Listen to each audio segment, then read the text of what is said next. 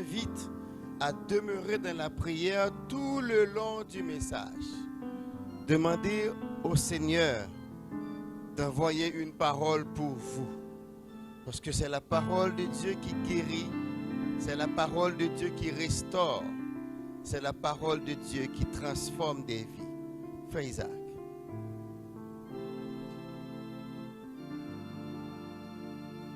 Prions Dieu. Éternel notre Dieu, nous te remercions, Papa. Nous te remercions pour cette joie que tu nous donnes ce matin. Cette joie que tu nous donnes même dans la détresse. Même lorsque, Éternel notre Dieu, certains d'entre nous, des frères et sœurs, sont en train de vivre à travers des moments difficiles, nous pensons, Éternel notre Dieu, à ceux qui doivent pleurer ce matin la perte d'un être cher. Mais nous te remercions parce que tu es le secours qui ne manque jamais dans la détresse. Merci Seigneur d'être que tu nous permets encore de te louer, de glorifier ton beau nom. Nous te remercions pour l'Église évangélique Béret. Nous te remercions Seigneur ce matin spécialement pour toutes les familles que tu as envoyées à ton Église pour qu'on puisse adorer ensemble ton beau nom. Merci Seigneur pour la grâce que tu nous fais de te chanter encore. Éternel notre Dieu, en ce moment, Papa, nous voulons t'inviter à nous communiquer ton enseignement et ta parole par ton serviteur. Nous te prions, Papa, que nos cœurs soient bien disposés pour écouter et apprendre l'enseignement que tu veux nous donner. Nous te prions, Papa, que nous soyons vraiment comme un vase vide qui va être rempli de la parole que tu veux nous donner. Sers-toi encore de ton serviteur, le pasteur Timothée Jovin. Sers-toi, Seigneur, de lui et fais provision pour lui, Papa, pour qu'il puisse nous parler, parce qu'il va nous parler de toi. Il va nous apporter encore ta parole. Seigneur, bénis cette communauté, bénis l'Église Béret et permets que nous puissions mettre cette parole en application dans nos vies. Reste avec nous et dirige-nous. Garde-nous, Papa. Garde-nous avec un cœur bien disposé. Nous te prions, non à cause de nos mérites, mais au nom et par les mérites infinis de ton divin Fils Jésus-Christ, lui qui vit et qui règne au siècle des siècles. Amen. Amen. Maintenant, nous vous invitons à garder une attitude de réceptivité, une attitude de révérence, tandis que le serviteur de Dieu s'avance pour ravir la chair et nous délivrer le message de la parole de Dieu. Soyez bénis, pasteur Timothée, et que le Seigneur vous donne une parole, un réma pour son peuple aujourd'hui. Amen. Amen. Alors, vous m'entendez bien? Amen. Nous remercions le Seigneur pour ce privilège. C'est toujours un plaisir d'être avec vous. Mais aujourd'hui, vous savez, autre que l'adoration et tout ce qui se fait, l'une des choses qui fait ma joie ici ce matin, c'est quand le pasteur a demandé qui a partagé l'évangile à quelqu'un ce matin, et deux jeunes se sont levés la main. Et elles ont dit, il y a une, c'est elle, Didi, elle a dit qu'elle a partagé à plusieurs, pas une personne, mais à plusieurs. Mes frères et sœurs, c'est notre responsabilité. La Bible nous dit que dans les derniers temps, vos fils et vos filles prophétiseront. Lorsqu'on parle de prophétiser dans la Bible, ce n'est pas toujours ce qu'on voit dans la télé. Là. Les gens disent il y a des prophètes là qui donnent des révélations. Non, ils proclameront la parole. Donc c'est ce que ces enfants, ces jeunes filles-là faisaient cette semaine. Elles proclamaient la bonne nouvelle de l'Évangile. Et vous êtes ici à une église qui est basée sur l'évangélisation. Donc on vous encourage à partager la parole. Mes frères et sœurs, c'est le moment plus que jamais de partager cette bonne nouvelle. Parce que Laval, Terrebonne, le Québec a besoin de Jésus-Christ. Le Québec a besoin de Jésus-Christ. Sans plus tarder, nous allons ouvrir notre Bible dans Psaume 51. Je vous demande d'ouvrir votre Bible dans le Psaume 51 et nous allons lire les 10 premiers versets. Psaume 51, les versets 1 à 10.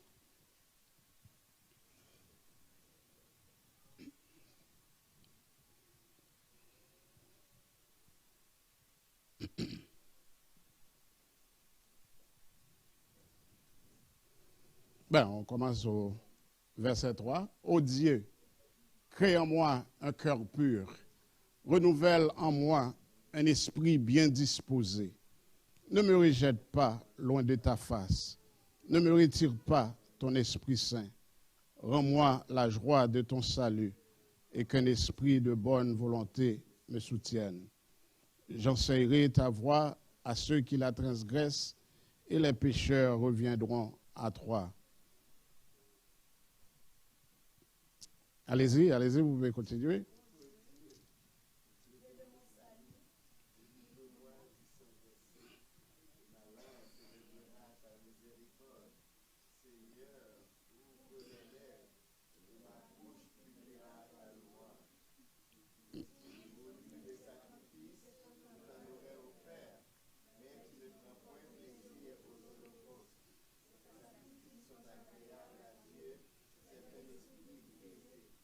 Dieu, tu ne dédaignes pas un cœur brisé et contrit.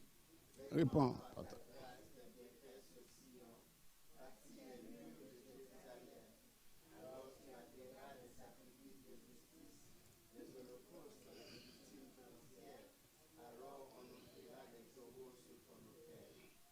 Amen.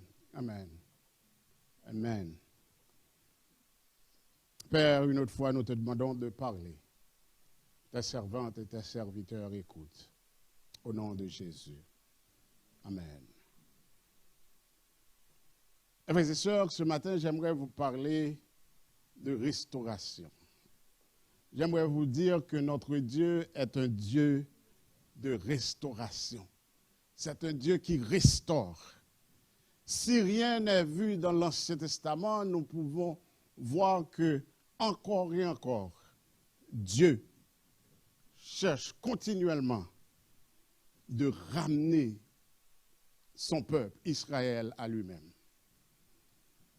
Nous voyons dans le Nouveau Testament que c'était le but de notre Seigneur Jésus-Christ en mourant sur la croix et ressuscitant des morts pour restaurer ce que le péché avait volé et ce que l'humanité avait perdu, qui est la communion avec Dieu. La vie du roi David nous apprend que celui-ci a eu une liaison avec Bathsheba. David a eu une liaison avec Bathsheba et il a ensuite tué son mari. Et David essayait de continuer à vivre sa vie comme si rien n'était. Comme si personne n'était au courant. Il continuait à vivre sa vie. Mais Dieu a envoyé son prophète Nathan qui a confronté David avec ses péchés. David savait qu'il n'avait pas une relation correcte avec Dieu. Il le savait. David le savait chaque soir en posant sa tête sur son oreiller. Et chaque matin, en se levant, il savait que sa relation n'était pas correcte avec Dieu. Mes frères et sœurs, lorsque nous péchons, nous le savons. à chaque fois, chaque soir, quand on met sa tête sur l'oreiller, oui, on fait des prières, Dieu, tu sais tout. Mais on sait que notre relation avec Dieu n'est pas correcte. On le sait. Du plus profond de nous, nous le savons.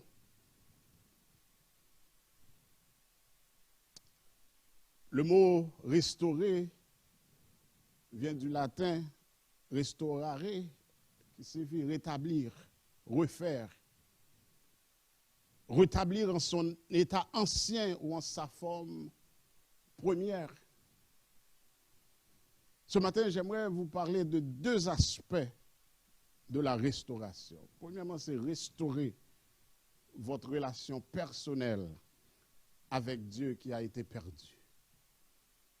Et deuxièmement, rétablir l'Église de Jésus-Christ dans sa puissance avec Dieu. Dans le psaume 51, nous voyons David qui a crié pour la miséricorde de Dieu. Aie pitié de moi dans ta bonté, selon ta grande miséricorde. Mes frères et sœurs, peu importe où vous êtes allés, peu importe ce que vous avez fait, la miséricorde de Dieu est capable d'atteindre votre cœur. Il veut, il peut et il veut vous ramener avec lui. Dans le psaume 34, le verset 6, le psalmiste dit « Quand un malheureux crie, l'Éternel entend et il le sauve de toutes ses détresses. » David dit dans le psaume 51, « Efface mes transgressions. » David n'aimait pas avoir à faire face à son péché, mais il n'avait pas le choix. Frères et sœurs, quand on pêche, on doit subir les conséquences. On doit subir les conséquences, même après avoir été pardonné.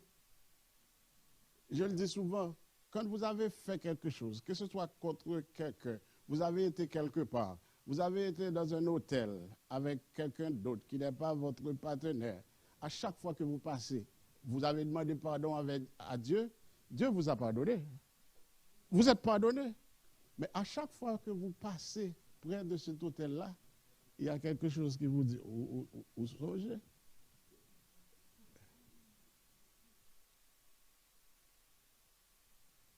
C'est resté, ça vous poursuit là, votre péché.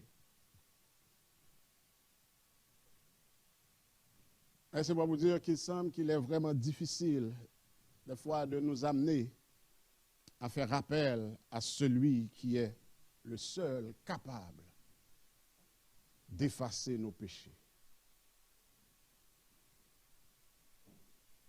David continue pour dire, lave-moi complètement de mon iniquité. Purifie-moi de mon péché. Lave-moi. Il n'a pas dit lave-moi de mon péché, mais il a dit comment? Complètement de mon iniquité. Mes frères et sœurs, il n'y a pas de lavage comme le lavage du Seigneur. Rien d'autre, personne d'autre ne peut laver, nous nettoyer comme le Seigneur. Il lavera même les plus sombres des taches de péché que vous avez en vous. Et purifie-moi de mon péché. Dieu est le seul capable de le faire, mes frères et sœurs. Bouddha ne peut pas. Allah ne peut pas. Ça capable de laver péché. En rien passé sans Jésus-Christ. Qu'est-ce qui peut laver mon péché? Nothing but the blood of Jesus. Seulement le sang de Jésus peut nous purifier, peut nous laver complètement de nos péchés, de nos iniquités.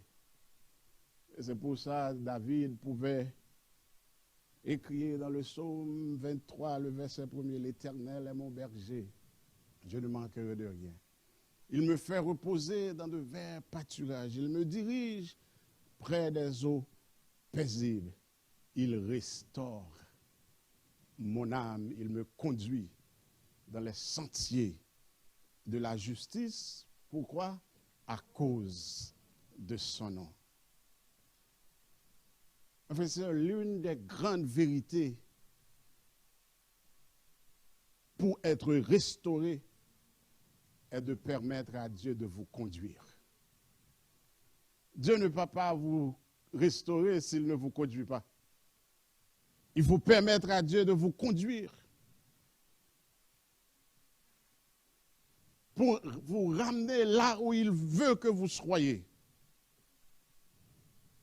C'est lorsque vous et moi essayons de diriger notre chemin, frères et sœurs, que nous avons, que le problème commence, que nous avons beaucoup de problèmes, parce que nous voulons faire les choses notre propre façon. Nous voulons aller dans nos propres chemins. Jonas voulait prendre son propre chemin. Et qu'est-ce qui est arrivé à Jonas? Il s'est retrouvé dans le ventre de poisson. Il a touché le fond.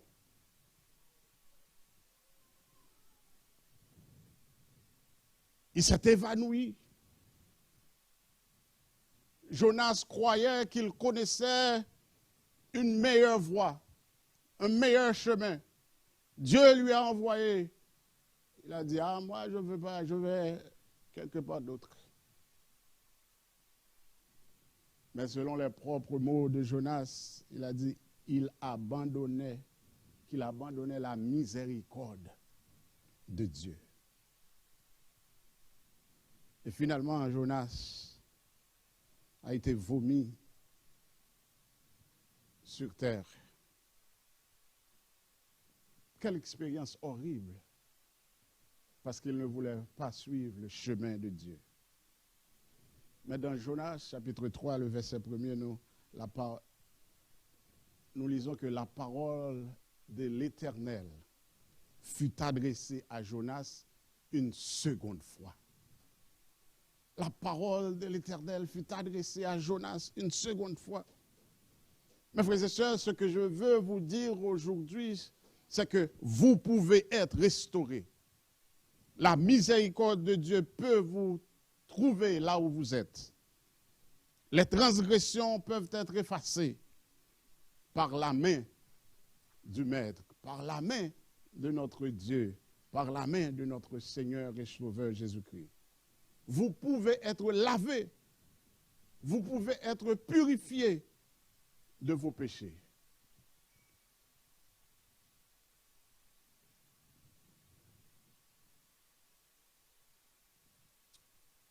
Lorsqu'on regarde le Nouveau Testament, dans le Nouveau Testament, l'une des plus grandes restaurations qui se produisent dans la Bible, c'est avec un homme que vous connaissez tous dans le Nouveau Testament, que j'aime beaucoup, moi, qui est Pierre.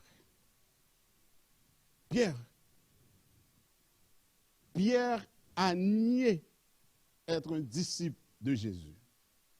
Il a juré au moment du jugement de Pilate qu'il n'avait rien à voir avec ce monsieur-là, qu'il ne le reconnaissait pas. Est-ce que vous comprenez? Pierre qui était un brigand, qui était toujours en avant, Pierre qui avait enlevé son épée et qui a arraché l'oreille du soldat, et maintenant face à une servante, Pierre a dit, moi, je n'ai jamais vu ce monsieur-là, je ne le connais pas.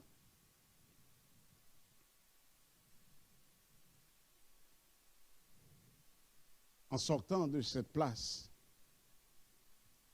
Pierre savait qu'il était mort spirituellement. Il le savait.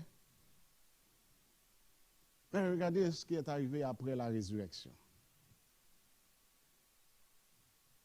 Le jour de la résurrection, quand Jésus a vu Marie et qu'il l'a envoyé dire à ses disciples qu'il est ressuscité, Jésus a dit à Marie, allez dire aux autres que je suis vivant. Et il a précisé, dis aussi à Pierre.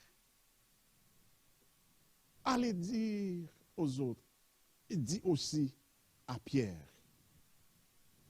Mes frères et sœurs, ce matin, je suis venu vous dire que Dieu peut et va confirmer sa restauration en vous.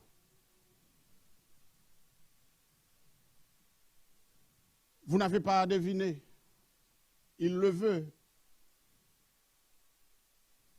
Dieu restaure, mes frères et sœurs, quand les hommes et les femmes crient à la miséricorde de Dieu. Le Seigneur vous ramènera là où il veut que vous soyez. Samson a été restauré après un retournement de situation dû à une liaison. Jonas est restauré après avoir désobéi. Pierre est restauré après avoir juré et nié qu'il connaissait le Seigneur. David s'écrie à haute voix, il restaure mon âme. Avez-vous besoin ce matin d'être restauré dans votre communion avec Dieu? Avez-vous besoin d'être restauré à une marche antérieure avec Dieu?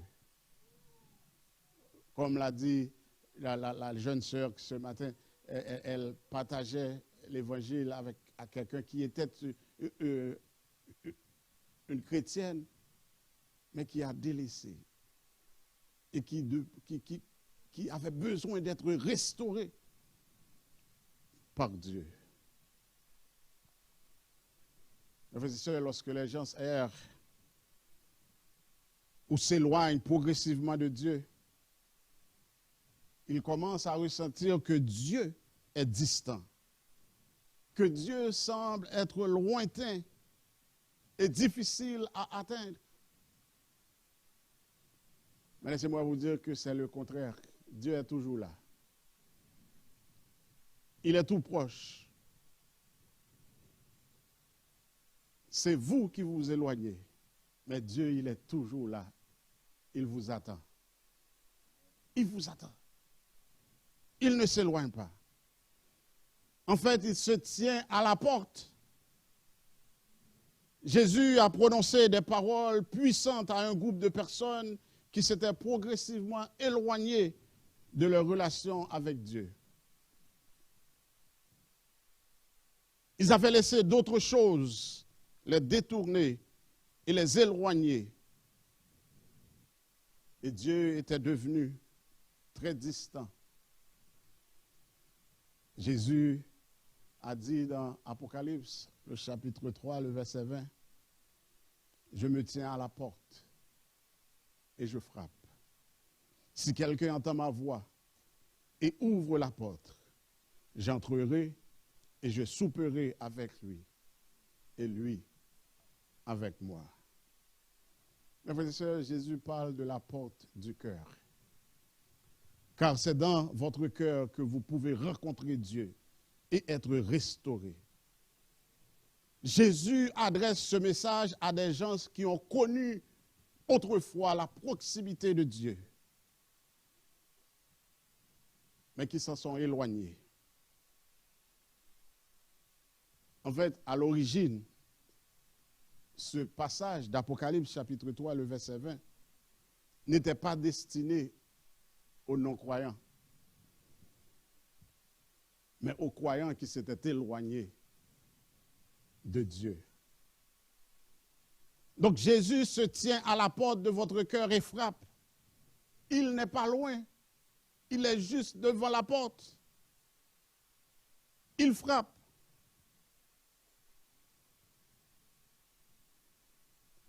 Jésus, mes frères et sœurs, est plus proche, plus près que vous ne pouvez l'imaginer. Mais vous avez le choix. Il vous donne le choix. Soit vous ouvrez la porte, soit vous la gardez bien fermée.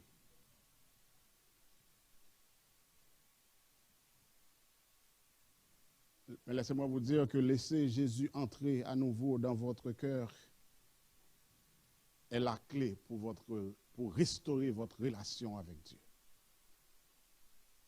Il faut le laisser rentrer. Jésus est Dieu en personne. Dieu qui frappe à votre porte. Dieu qui vous exprime son amour et son pardon. Il se tient à la porte et il frappe. Il ne vous cache pas son amour. Jésus, mes frères et sœurs, est l'image personnelle de Dieu lui-même. Jésus est Dieu sous une forme concrète. Et il vient à vous, personnellement. Et ce matin, il est en train de frapper à votre cœur, à votre porte. Il a le pouvoir de changer et de transformer votre vie.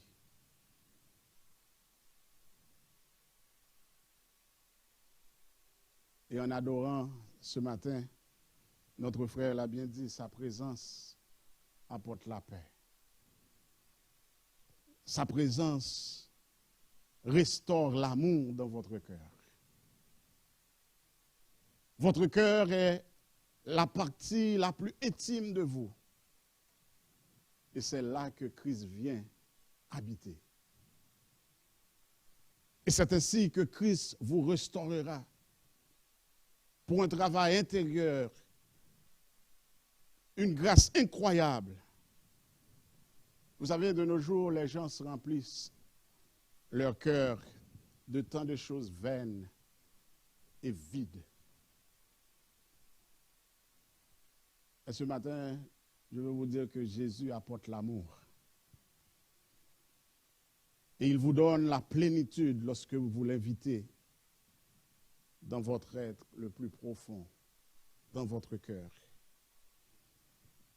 Il vient non seulement avec l'amour, mais il vient aussi avec le pardon. Il vous pardonne. Il vous pardonne de tous vos péchés. Il vient avec la paix, il vient avec la restauration. Il vient régner dans votre cœur. Et laissez-moi vous dire que là où le roi des rois règne, il y a une paix qui dépasse toute compréhension humaine. Personne ne pourra comprendre. Lorsque les choses ne vont pas bien, vous êtes en train d'adorer. Parce que vous avez une paix qui ne vient pas des circonstances, mais qui vient de celui qui donne la paix, qui est le prince de paix. Il y a une force intérieure, un nouvel espoir lorsque Jésus-Christ est invité à revenir dans votre cœur pour y régner. Sa présence, mes frères et sœurs, rassasie et apporte une chaleur d'amour au cœur humain.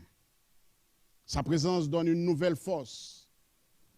Et il nous donne aussi une volonté d'aimer. Aimer nos prochains, aimer les autres.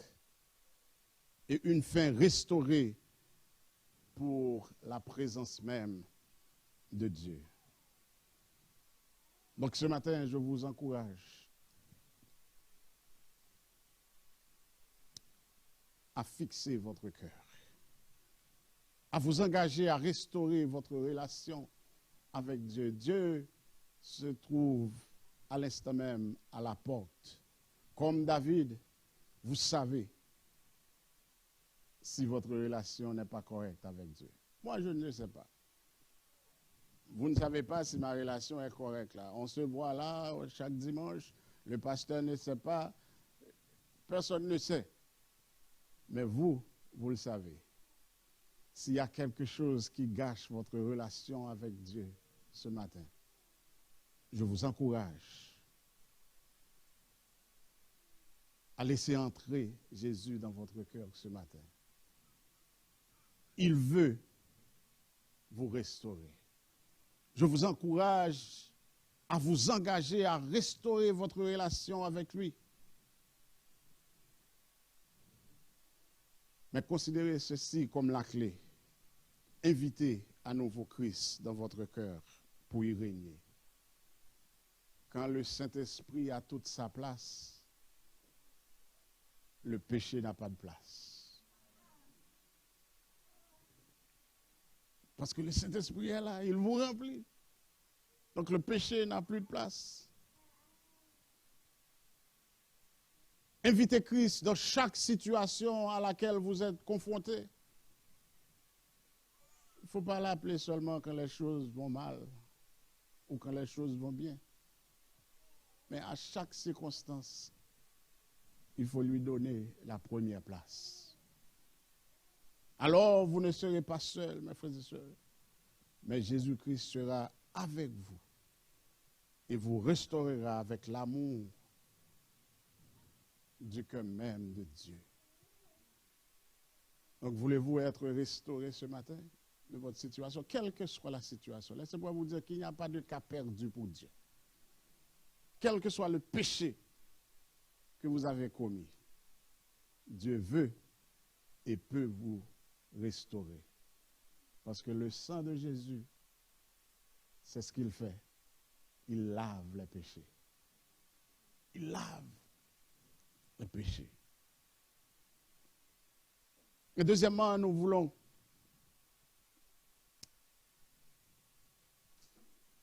que l'Église de Jésus-Christ soit restaurée.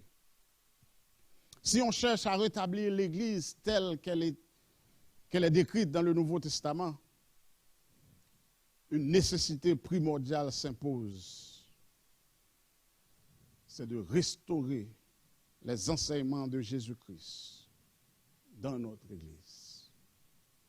Chacun doit admettre le fait que l'Église que Jésus a fondée ne peut renaître tant que la foi et la pratique des apôtres inspirés soient réinstaurées dans la place qu'elles occupaient au premier siècle du christianisme.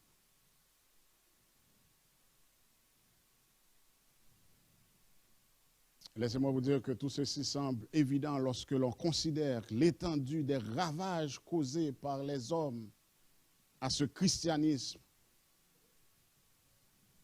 dès le début.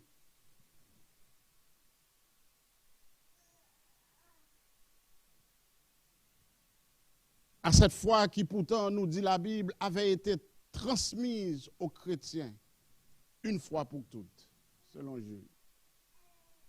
Cette foi que Jésus, que les apôtres nous a transcrit, c'était une fois pour toutes. Mais l'apôtre Paul avait clairement prophétisé cette transformation de la foi apostolique saine, pure et simple lorsqu'il disait, il y a plus de 2000 ans de cela,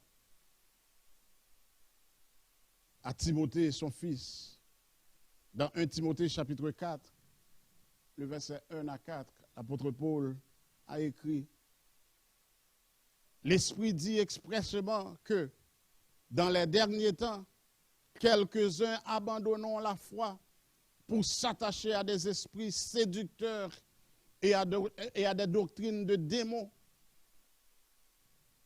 Il faut bien prêter attention.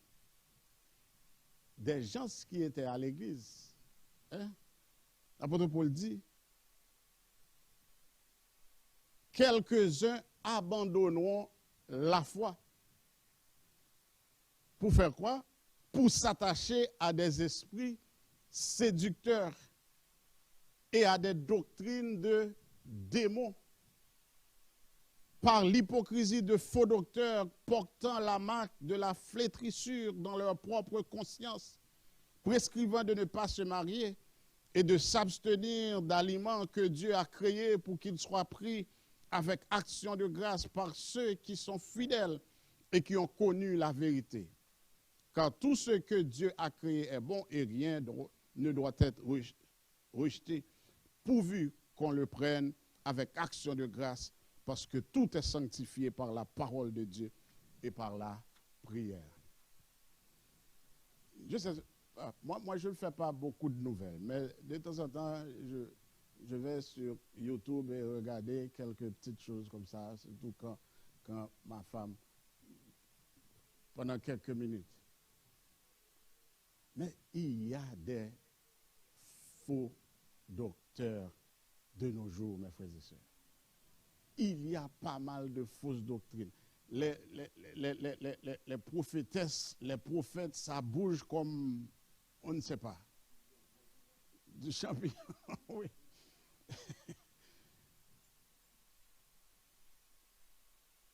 Et en les écoutant, si vous avez la moindre connaissance de la parole de Dieu, vous saurez que ça ne vient pas de Dieu.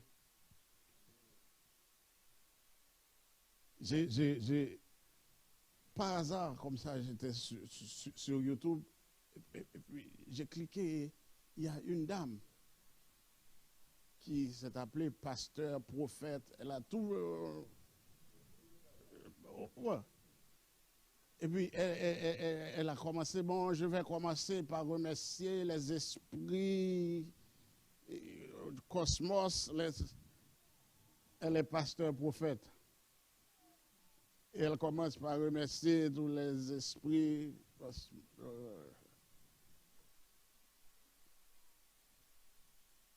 Et malheureusement, il y a des gens qui disent Amen et qui les croient.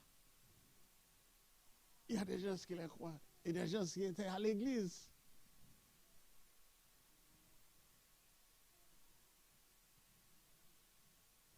Mes frères et sœurs, au cours des siècles, il y a de nombreuses déviations par rapport aux instructions du Nouveau Testament.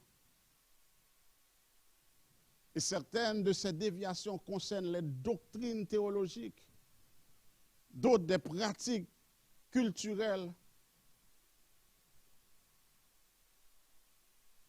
et d'autres, c'est comment est-ce qu'on pratique, comment est-ce qu'on doit se comporter en tant que chrétien, des comportements acceptables.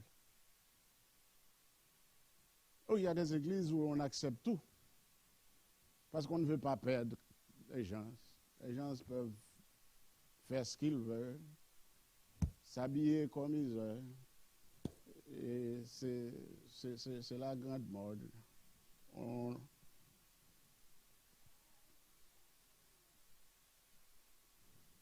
La réponse, mes frères et sœurs, pour restaurer, pour corriger ces déviations, c'est de prêcher la parole. Prêcher la parole et ramener et amener la restauration.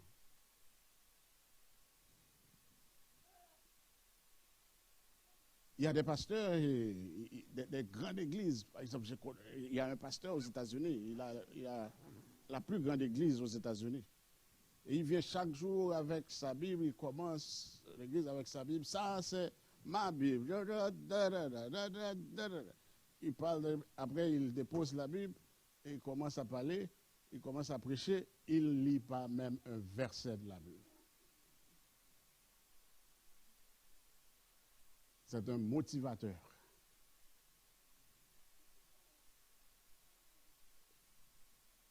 Vous ne pouvez pas prêcher sans lire la Bible. Ce que vous dites doit venir de la parole de Dieu.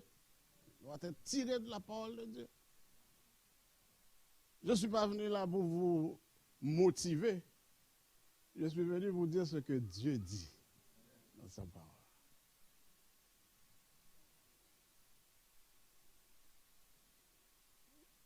Frères et sœurs, la restauration ne consiste pas seulement à rétablir les pratiques du Nouveau Testament, mais aussi à rétablir les principes du Nouveau Testament. S'écarter des instructions du Nouveau Testament sur l'amour, la joie, la paix, la patience, la gentillesse, la bonté, la fidélité, la douceur et la maîtrise de soi sont de plus grands péchés que de s'écarter des instructions du Nouveau Testament sur la pratique du culte. Cela ne veut pas dire que l'on peut négliger l'un ou l'autre sans conséquence. Il y a une façon. On vient là ce matin, on a adoré le Seigneur. Bon, on a adoré, il y a une façon de faire.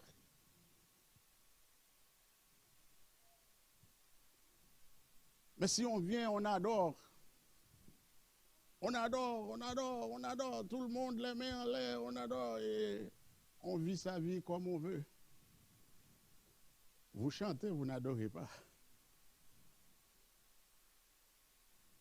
Vous chantez, vous pouvez bouger, vous pouvez même parler en langue. Si vous voulez.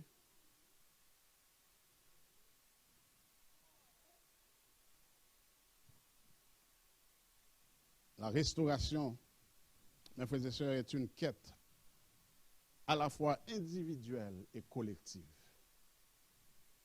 Oui, nous devons rechercher, nous devons être restaurés en tant qu'individus, mais en tant qu'Église de Jésus-Christ, nous devons être restaurés. Puissions-nous ne jamais cesser de prêcher la restauration des principes et des pratiques bibliques dans tous les domaines de notre vie. Puissions-nous ne jamais cesser de faire de notre mieux pour marcher dans la même voie que lui, selon que Jean nous dit dans 1 Jean 2, verset 6.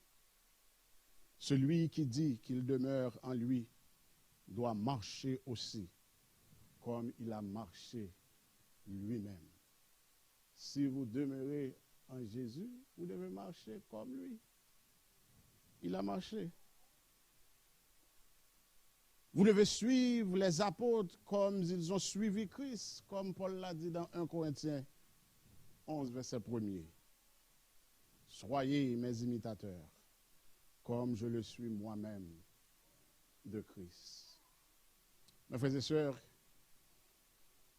ce que j'aimerais que vous reteniez ce matin, c'est que notre Dieu veut nous restaurer.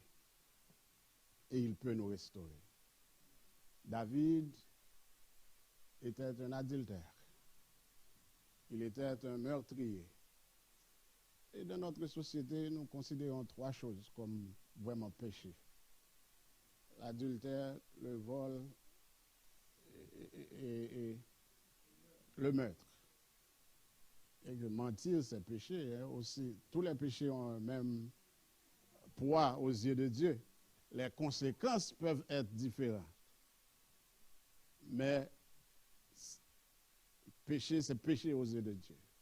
Quel que soit le péché,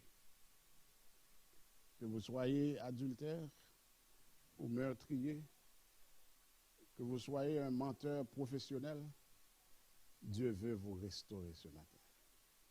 Tout ce que vous avez à faire, c'est crier à lui comme l'a fait David. Aie pitié de moi dans ta bonté, selon ta grande miséricorde. Efface mes transgressions. Lave-moi complètement de mon iniquité et purifie-moi de mon péché. Que le Seigneur vous bénisse.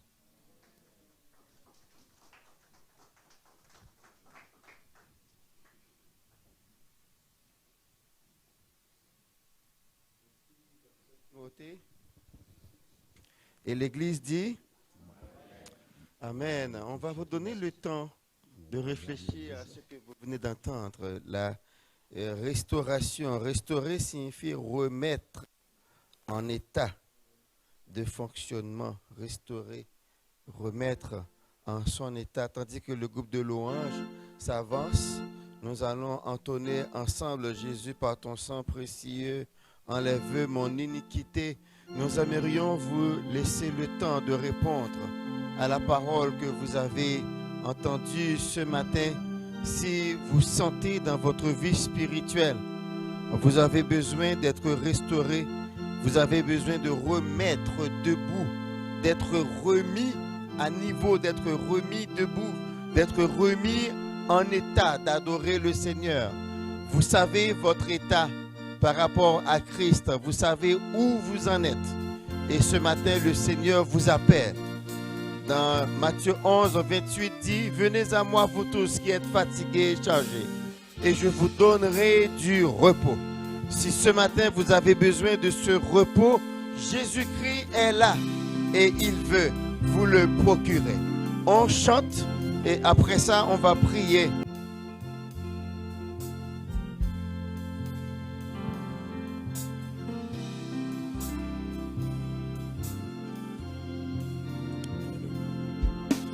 Jésus, par ton sang précieux, enlève mon iniquité. Regarde-moi du haut des cieux. Dis-moi que tu m'as pardonné. J'ai longtemps erré, cœur rebelle.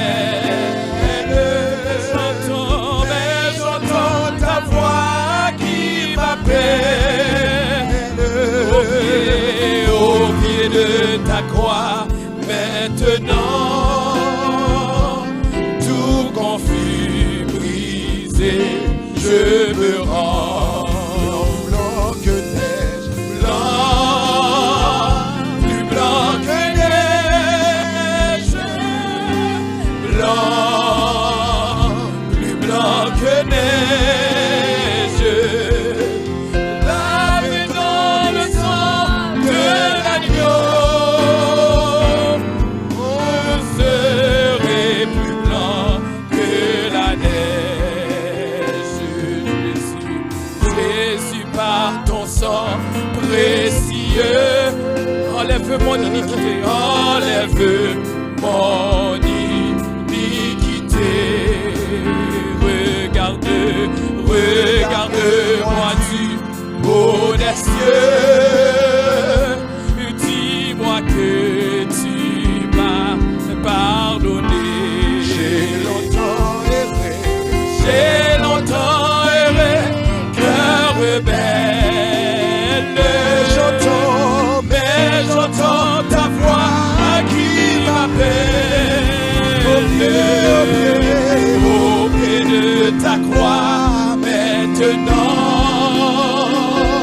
tout conflit brisé, je me rends. Non, plus blanc que neige, oui, blanc, plus blanc que neige.